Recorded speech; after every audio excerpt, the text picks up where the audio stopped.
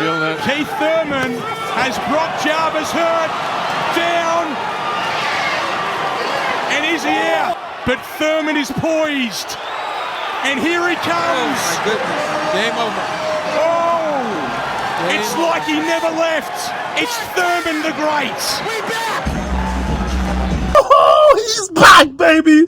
Keith One-Time Thurman is officially back. A fighter that I grew up watching in this welterweight division, being one of the top dogs in this welterweight division, a former WBA, WBC, welterweight champion of the world, unified, having been gone from the game for a little while, has had really long breaks in between fights. If you really aren't aware of who Keith One-Time Thurman is, if you're a casual or you're new to the sport of boxing, Keith One-Time Thurman at one time, back in around the 2017 years, 2016 years, 2015 years, was one of the best welterweights in the world.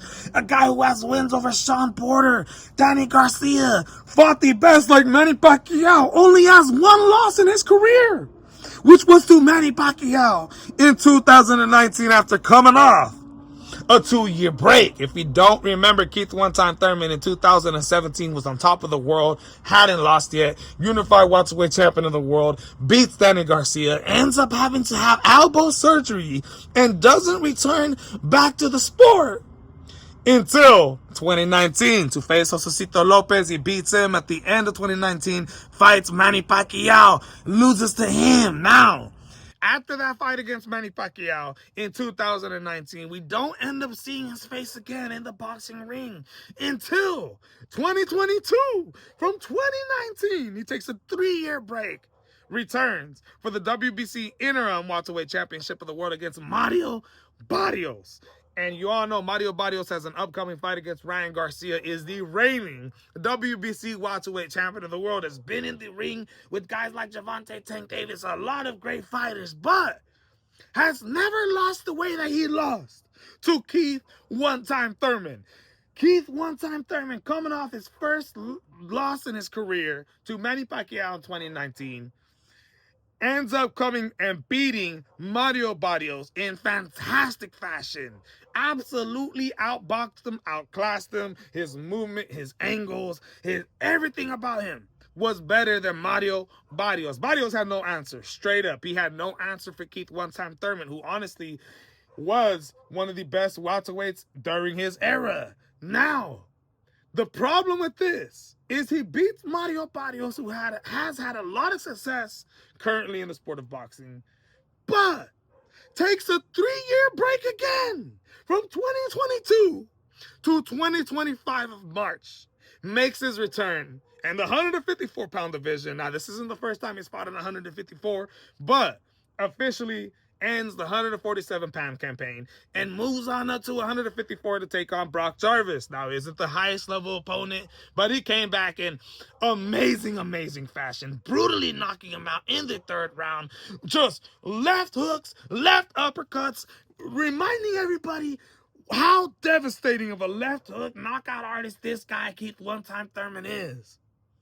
Now, you heard all those long breaks that he's took. He's looking to make his return since March of 2025. It's been a whole year when this fight has taken place in March.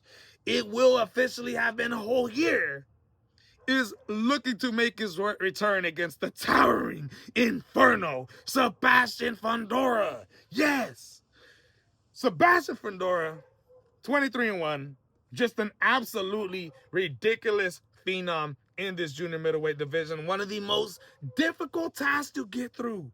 You're talking about a 6'6", 154-pound fighter, the tallest champion in the sport of boxing. A guy who goes to war with dudes, stopping Erickson Lubin, stopping Tim Tszyu, stopping Jordell Booker.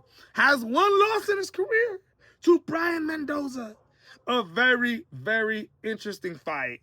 Beat guys like Carlos Ocampo, who just went to war with Colin Walsh. This fight is going to be absolutely ridiculous, bro. If you know Sebastian Fundora, you know the way he fights with that jab, consistent volume.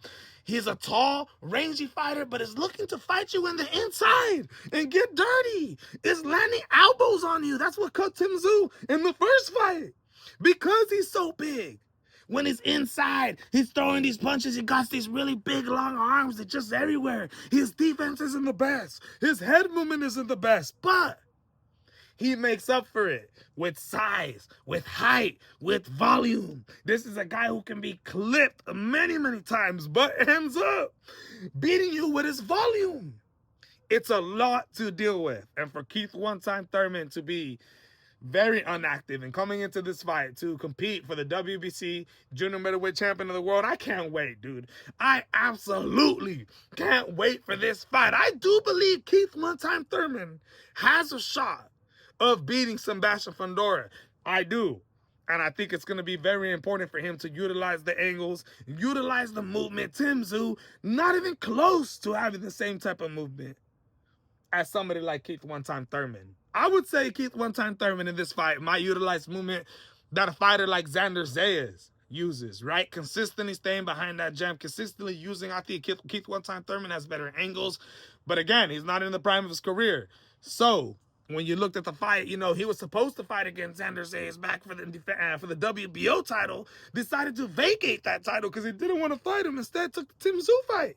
So I look at that, I think, man, I thought Xander Zayas could have did some good work. The way he outboxes him, I think he's a little bit taller. I think he's a little bit longer than Keith one-time Thurman. I think Thurman, who's coming off that fight with Brock Jarvis, you know, who's coming off, you know, a fight with Mario Barrios, these guys aren't as tall as Sebastian Fundora. So in these times, you know, Brock Jarvis in the first round, you know, landed a good left hook, landed a couple punches with Keith one-time Thurman up against the ropes. Mario Barrios landed a couple jabs, a couple 1-2s.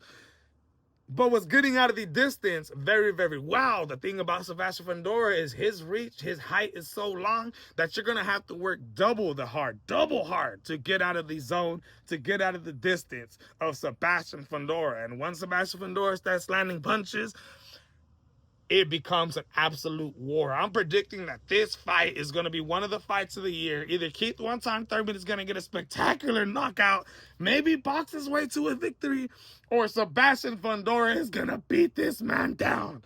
It is going to be an absolute war. Now, one last thing that I want to talk about.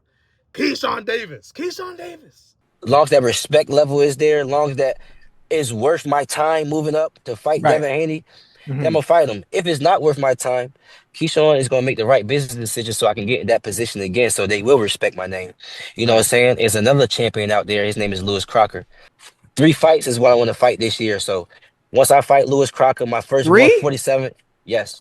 Woo. My first 147-pound fight, Lewis Crocker, then, of course, I'll go fight Devin Haney right after. Saying he has a 3-fight plan already in line for 2026. The first part of it already handled. Became the first fighter to knock out Jermaine Ortiz in his 140-pound debut. Now is looking to take on Lewis Crocker, who just became the IBF welterweight champion of the world at 147 pounds. And after he fights Lewis Crocker, says he wants to do that fight in the UK. I think they want to do it in Ireland. I think that's what Eddie Hearn was talking about. He says that him and Eddie Hearn have already spoken. They were already in agreement. Nothing has been signed yet, but still they think that this fight's going to happen next. And after he fights Lewis Crocker, he wants to fight Devin the Dream Haney. Now, I'll be honest with you, I don't know why he's not facing Devin the Dream Haney first, especially after, you know, even on Keyshawn Davis's own YouTube channel, he dropped that little clip of Bill Haney walking up to Keyshawn Davis and telling him, like, yo, I got those screenshots of I got our DMs, bro. I got our DMs. Don't make me post them. Don't make me post them. Don't forget that. And Keyshawn was like, all right, like, we're going to run it next. We're going to run it next. And he's been saying he was going to run it next with Devin. But now all of a sudden I'm hearing Lewis Crocker.